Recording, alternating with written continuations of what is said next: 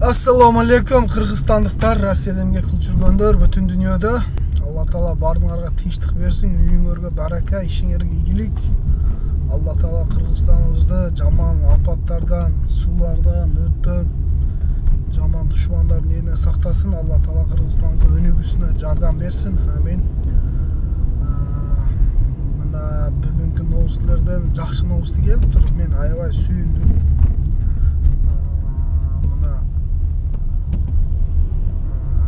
Жогорку кеңештин төрагасы Нурланбек Шакиев сүйлөптүр. Мына Кыргызстанда балдарыбыз не көрүп жатат? Мультфильм, көп нерсе көрүп жатат. Либо англисче, либо орус тилинде. Ол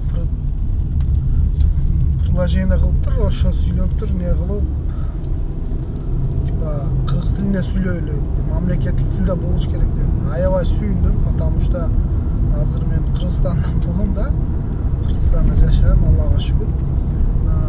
Нени карагыла, семьяга кирсең, балаң орусча сүйлөйт, либо непонятно. Ошо мамлекеттик тил, кыргыз тили да, очень важно. Туура айтыптыр, мен поддерживать кылам. Бул бирөөдөн корккондон эмес, мен мамлекетти сүйгөн үчүн, мамлекеттик тилин сүйлөгөн үчүн сүйлөп атам. Бул кыргыз тили, мамлекет тили. Ошо сүйлөнүш керек, мамлекет тили. Ошого комментарийга пикириңерди жазгыла. Не дейсиңер? Туура эмес сүйлөп койгон болсом, кечирип койгула. Баарыңар Аллага аманатсың.